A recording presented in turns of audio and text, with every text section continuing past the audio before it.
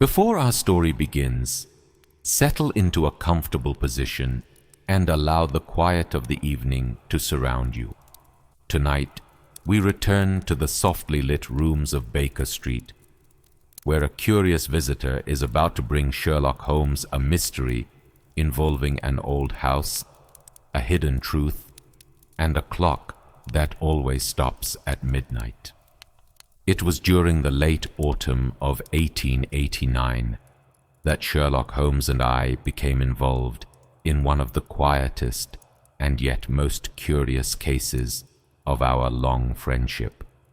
London had been covered by a thin silver fog throughout the day. By evening, the lamps along Baker Street appeared as distant circles of golden light suspended in the mist. Holmes sat near the fireplace with his long fingers resting beneath his chin. A small flame moved gently behind the iron grate, filling our rooms with a peaceful warmth. I had been reading a medical journal, though I confess that the steady rain against the window had made it increasingly difficult to keep my eyes upon the page. Holmes had not spoken for nearly half an hour. Then, without looking away from the fire, he said, "Our visitor is a young woman. She has traveled from Kent, changed trains at Chatham, and has come directly from the station." I lowered my journal. "My dear Holmes, we have no visitor. We shall have one in approximately 20 seconds. Before I could reply, I heard footsteps climbing the stairs. A moment later, Mrs. Hudson opened the door and announced Miss Eleanor Harcourt. The woman who entered was perhaps 28 years old. She wore a dark green traveling coat, still touched with drops of rain, and carried a small leather bag. Her expression was calm, but her hands were tightly folded around the handle of the bag. Holmes rose and offered her the chair nearest the fire. "You have had a cold journey from Kent, Miss Harcourt," he said. She looked at him in surprise. "How could you possibly know that?" "The pale clay upon your shoes is common near Chatham. Your railway ticket is still visible inside your left glove, and your coat is wet only across the shoulders. Therefore, you walked beneath the covered platform during the heavier rain and entered a cab after arriving in London." For the first time, a faint smile appeared upon her face. "My father often spoke of your methods, Mr. Holmes. I had not expected to witness them so soon. Your father knew of me. He admired your work. His name was Nathaniel Harcourt." Holmes's eyes brightened with recognition. "The maker of nautical instruments?" "Yes, compasses, clocks, and navigational devices. Many of them were built by hand in his workshop. I remember examining one of his marine chronometers," Holmes said. "It was an excellent instrument." Miss Harcourt looked down at the fire. "My father died 6 weeks ago." I offered my condolences, and Holmes bowed his head respectfully. "He left behind my younger brother Thomas and me," she continued. "We live at Wychwood House near the Kent coast. Our mother died many years ago." Holmes returned to his chair. "And something has occurred at Wychwood House?" "Yes, something I cannot explain." From her bag, Miss Harcourt removed an old brass key and placed it upon the table. "This is the only key to my father's chart room. Since his death, the room has remained locked. I keep the key with me at all times." "What is inside the room?" I asked.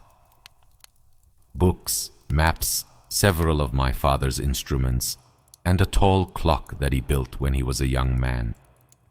It stands against the southern wall. Holmes leaned slightly forward. Continue. On the night my father died, the clock stopped at exactly 12. We believed it had simply reached the end of its mechanism. Last week, I asked a clockmaker from the village to repair it.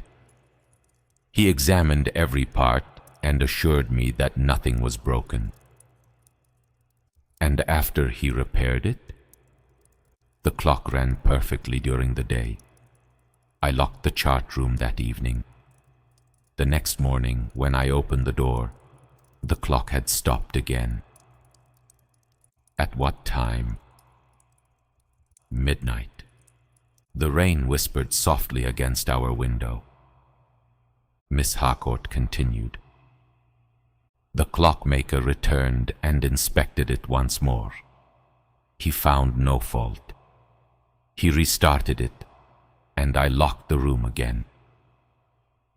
And it stopped at midnight for a second time, said Holmes. Yes, it has now happened on 3 consecutive nights. Has anything else in the room been disturbed? At first, I believed nothing had changed. But yesterday morning, I noticed a thin line in the dust upon my father's desk. It seemed as though someone had moved one of his notebooks and then replaced it. Was anything taken? No, at least nothing I could identify. Holmes reached for the brass key and examined it beneath the lamp. You said this is the only key. My father carried it for many years. There was once another, but it disappeared before I was born. Who currently lives at Wychwood House? My brother Thomas, our housekeeper Mrs. Pell, and my father's former secretary, Mr. Silas Crane. Mr. Crane is staying with us until the estate has been settled. At the mention of the secretary, Holmes's fingers became still. Why has the estate not yet been settled? A second document was found among my father's papers. It appears to be a recent addition to his will. It gives Mr. Crane ownership of my father's workshop and several valuable instrument designs. Do you believe the document is genuine? Miss Harcourt hesitated. The signature resembles my father's, but the decision makes little sense. He never trusted anyone completely with his designs. Did your father ever speak to you about the chart room or the clock? Yes, he said something strange a few months before his death. She paused, recalling the exact words. He said, Eleanor, if truth is ever hidden in this house, wait for the clock to stop at midnight, then follow where it points. Holmes slowly turned his eyes toward me. The tired, distant expression had vanished from his face. In its place was the quiet concentration I knew so well. Your father did not waste words, Miss Harcourt, he said. Neither should we. He handed the key back to her. Dr. Watson and I will travel to Wychwood House with you tomorrow morning. Miss Harcourt released a breath of relief. You believe someone is entering the locked room? Holmes looked toward the dark window, where the lights of London glowed through the fog. I believe, he replied, that clocks are among the most honest machines ever created. They move according to their construction, and they stop according to a cause. He returned his gaze to the fire. If this clock stops at midnight every night, someone or something has given it a reason. The following morning, Holmes and I accompanied Miss Harcourt on the train to Kent. As London disappeared behind us, the grey streets gave way to open fields, quiet villages, and low hills, touched by the pale colours of late autumn. Holmes spoke very little during the journey. He sat beside the window with his eyes half closed, occasionally tapping one long finger against his knee. To anyone unfamiliar with him, he might have appeared to be sleeping. I knew, however, that his mind was moving with the precision of the very clock we had been asked to investigate. It was shortly after noon when our carriage reached Wychwood House. The house stood upon a gentle rise overlooking the distant sea. It was a wide stone building with tall chimneys and narrow windows. Ivy covered much of its eastern wall, while behind it stood several cedar trees, their dark branches moving softly in the coastal wind. Miss Harcourt's younger brother met us at the entrance. Thomas Harcourt was a pleasant man of about 24. His manner was open and friendly, though the shadows beneath his eyes suggested that he had not been sleeping well. "I am glad you have come, Mr. Holmes," he said. "The entire matter has made my sister uneasy." "Does it make you uneasy?" Holmes asked. Thomas gave a small laugh. "I would rather face a living intruder than a dead clock." Inside the house, we were introduced to Mrs. Pell, the elderly housekeeper. She had served the Harcourt family for more than 30 years and regarded Holmes with quiet curiosity. The final member of the household was Silas Crane. He entered the hall while Mrs. Pell was taking our coats. Crane was a thin man in his early 40s, dressed in a carefully pressed black suit. His hair was dark, his face narrow, and a pair of round spectacles rested upon his nose. He greeted us politely, but I noticed that his eyes moved at once toward Holmes. "Mr. Harcourt often admired your published cases," he said, "though I confess, I see very little mystery here. Old clocks stop, old houses settle, grieving families sometimes notice patterns where none exist." "An admirable summary," said Holmes pleasantly. "You heard the clock yourself, I understand." Crane adjusted one of his cuffs. "Yes, I heard it strike 12 3 nights ago. After the final chime, the house became silent." Holmes nodded and asked no further question. Miss Harcourt led us along a curved hallway to the western side of the house. The door of the chart room was made of oak and reinforced with brass fittings. Eleanor removed the key from a chain beneath her collar and placed it into the lock. The door opened with a low, gentle sound. The room beyond was unlike any study I had seen. It was circular, with 12 narrow sections of bookcases arranged around its walls. Maps of coastlines and distant seas lay upon broad tables. Brass instruments stood inside glass cabinets, their polished surfaces shining in the afternoon light. The tall clock occupied the southern section of the room. It was nearly 8 feet high and made of dark walnut. Its face was surrounded by carvings of stars, waves, and sailing ships. Beneath the hands was a small silver compass rose. Both hands pointed straight upward. Midnight. Holmes did not approach the clock immediately. Instead, he walked slowly around the room, examining the floor, the bookcases, the windows, and the ceiling. The single window was narrow and securely fastened from within.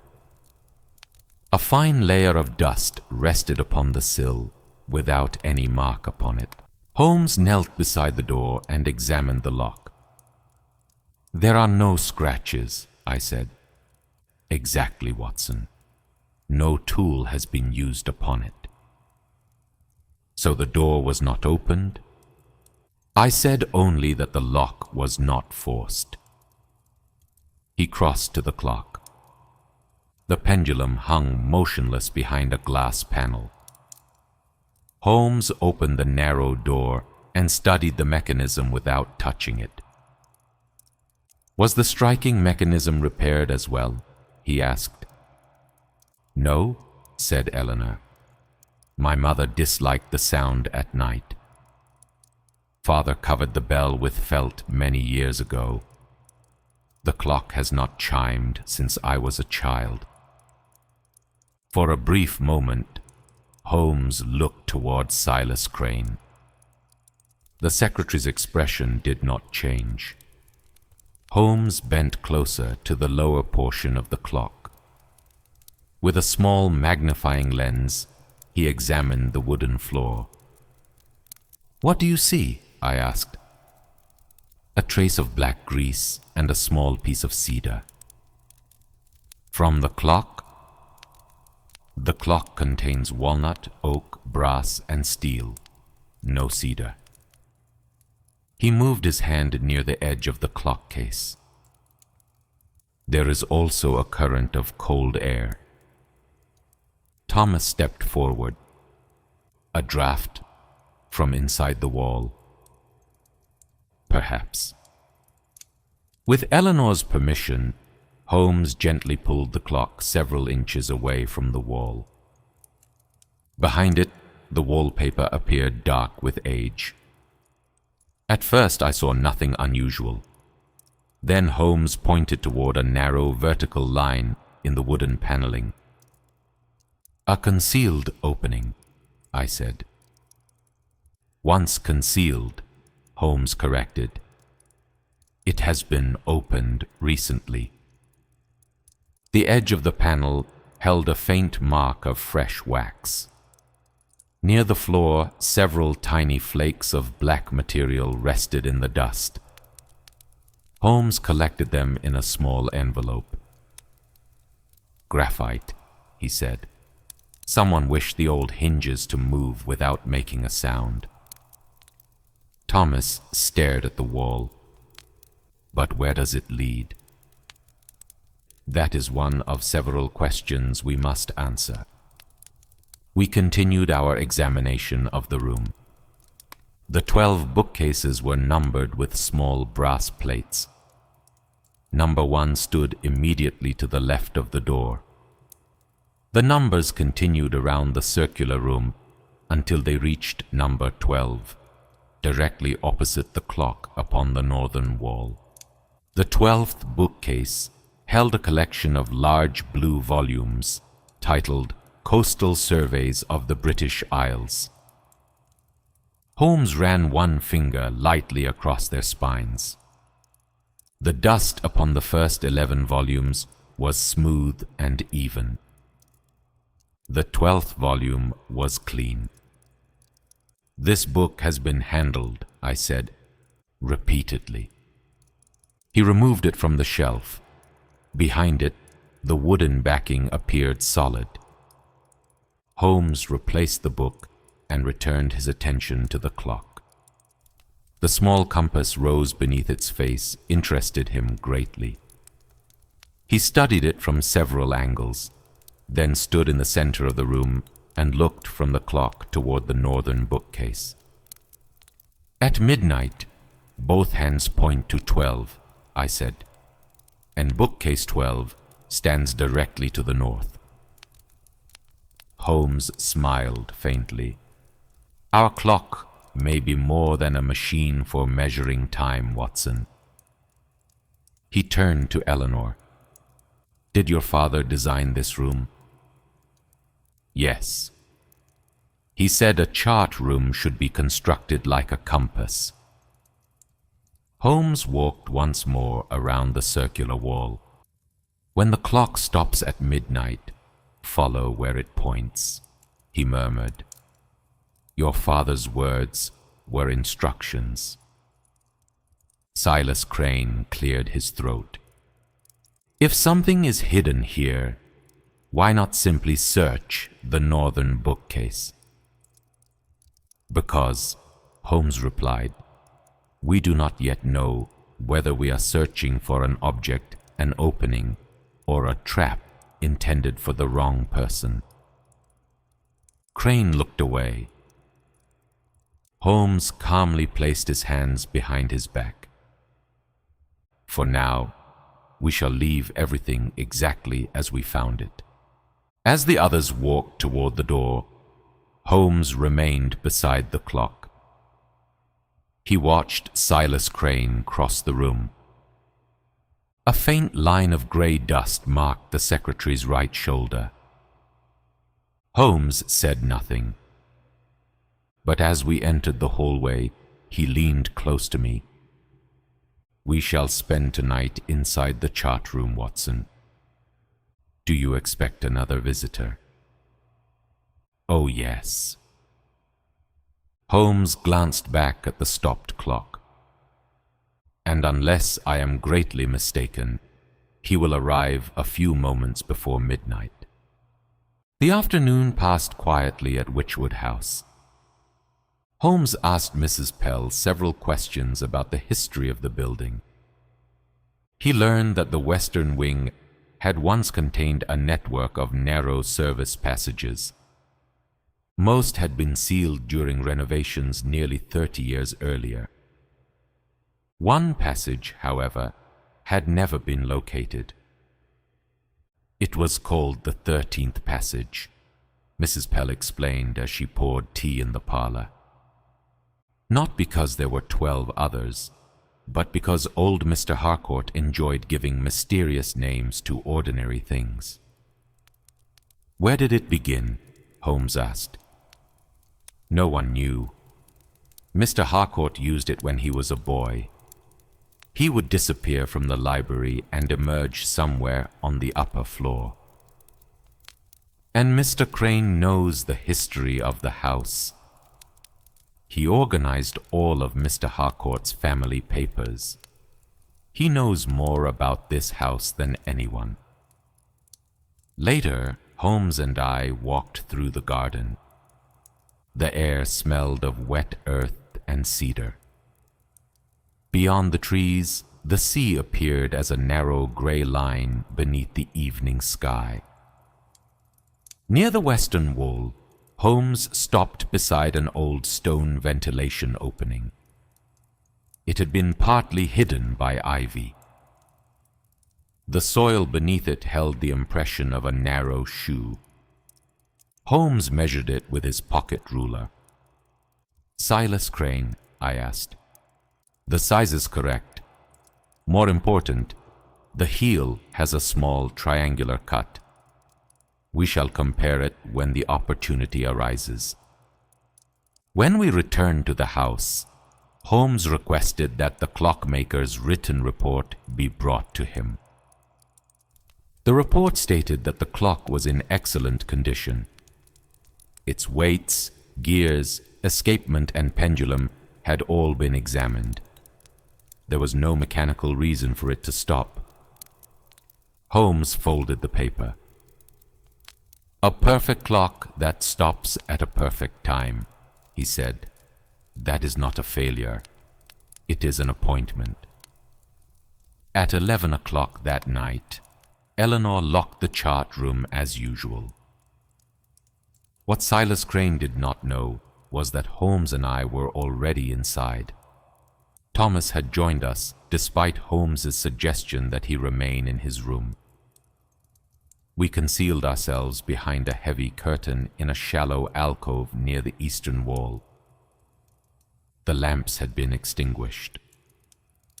Only the low glow of moonlight entered through the narrow window. The clock had been restarted that afternoon. Its pendulum moved from side to side with a steady, peaceful rhythm. Tick, tock, tick, tock.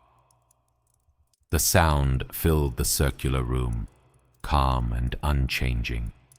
For some time, none of us moved. I could hear Thomas breathing beside me.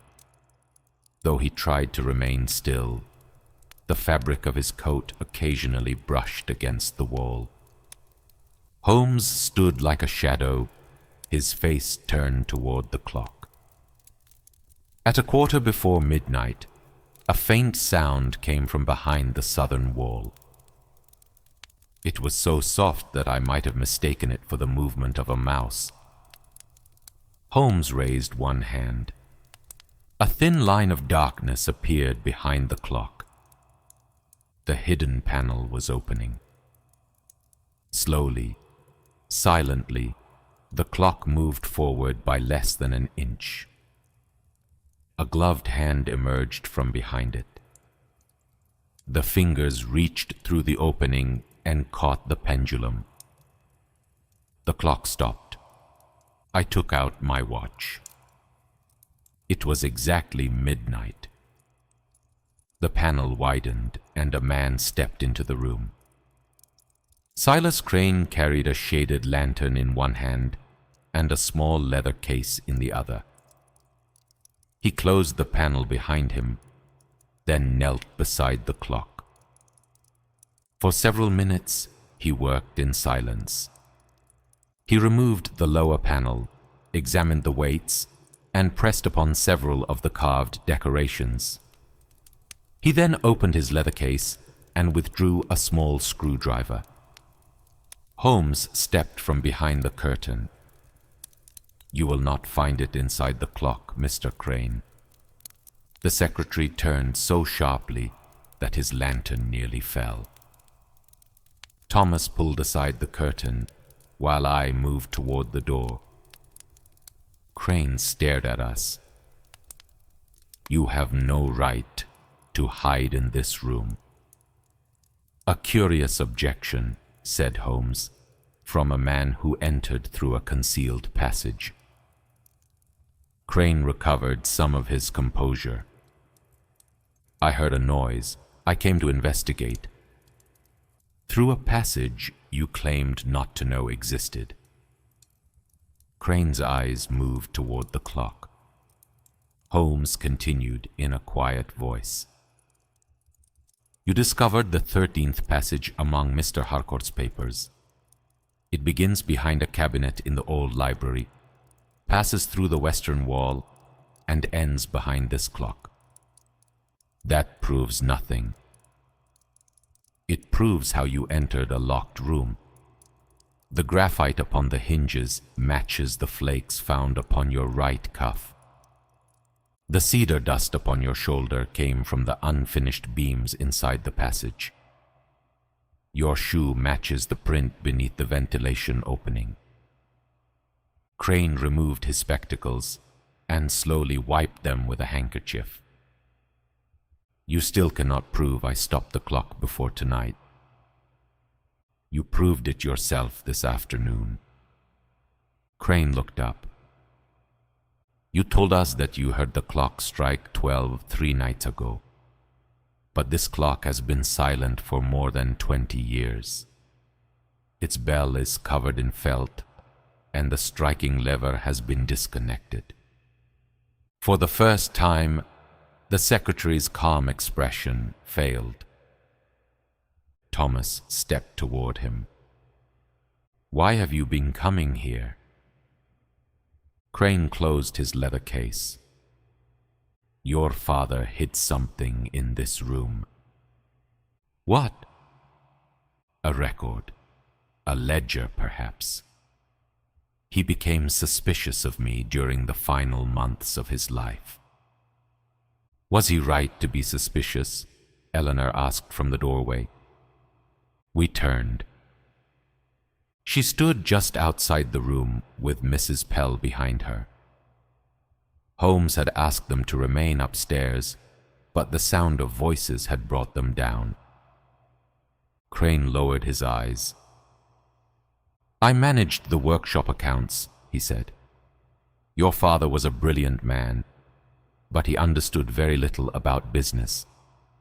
I took money that I believed I was owed.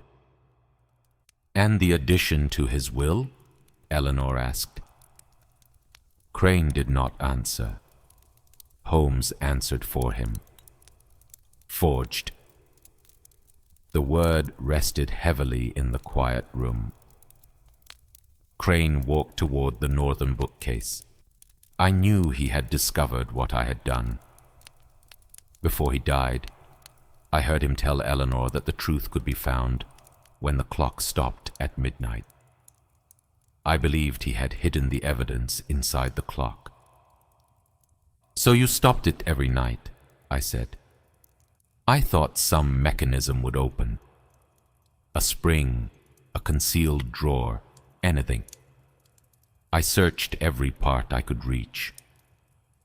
But you misunderstood the message, said Holmes. Crane looked at him. Holmes stepped into the center of the circular room. The clock does not conceal the truth. He raised one hand toward its motionless face. It shows us where to find it. Holmes asked Thomas to restart the clock. The young man released the pendulum, and once again its calm rhythm filled the room. Tick, tock. The hands remained together at 12. Holmes stood beneath the silver compass rose set into the center of the floor. Your father was a designer of navigational instruments, he said. To him, direction was as important as time. He constructed this room as a compass. The clock stands at the southern point, facing north. He turned toward the opposite wall. At midnight, both hands meet at 12. Upon a compass, 12 o'clock is north. And at the northern point of this room stands bookcase 12. Holmes approached the collection of blue volumes. He removed the final book, volume 12, and placed it upon a nearby table. Behind the book was a small brass plate that had been painted to match the dark wood. At its center was a narrow opening. A keyhole, said Eleanor. Yes, but not for the key to the room. Holmes returned to the clock and opened its upper door. From a hook beside the clock face, he removed the winding key. He carried it to the northern bookcase. The key fit perfectly into the hidden opening. When Holmes turned it, we heard a quiet metallic click. The wooden back of the bookcase moved forward. Behind it was a shallow compartment containing a sealed envelope, a leather notebook, and a second legal document tied with blue ribbon.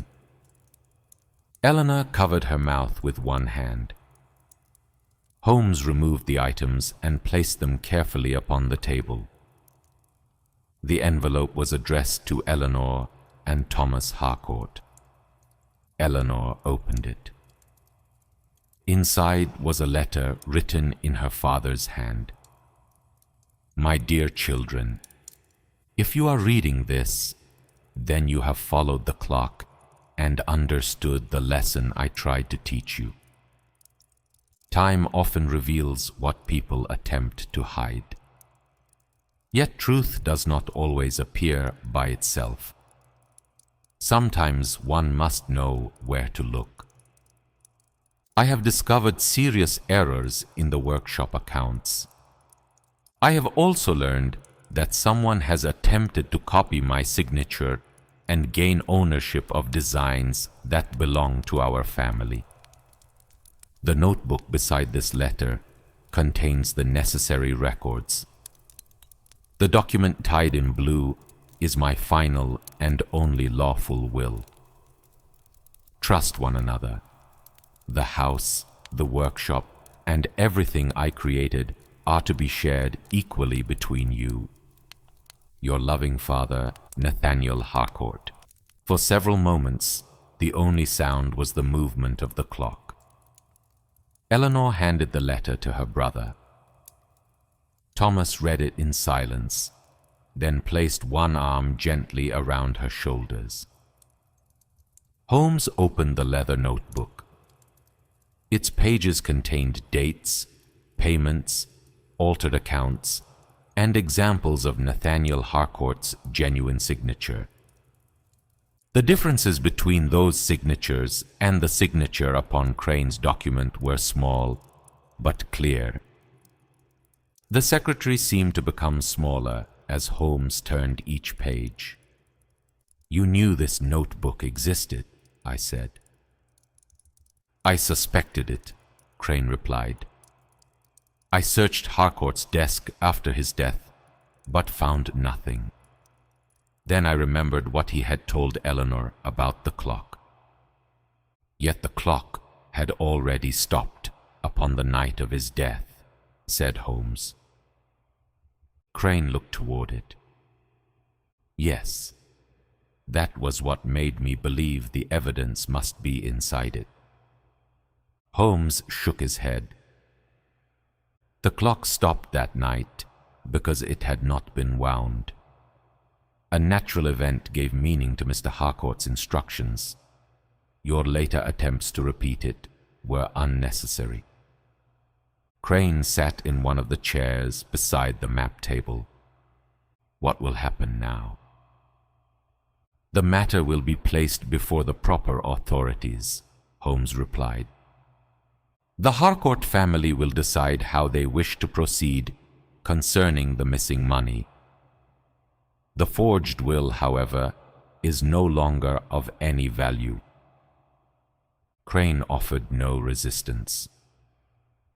Thomas escorted him from the room and locked the library entrance to the hidden passage. By then, the first pale signs of morning had appeared beyond the eastern windows. Mrs. Pell brought us a tray of tea, bread, and warm butter. After the tension of the night, the simple meal seemed unusually comforting. Eleanor sat beside the window with her father's letter upon her lap.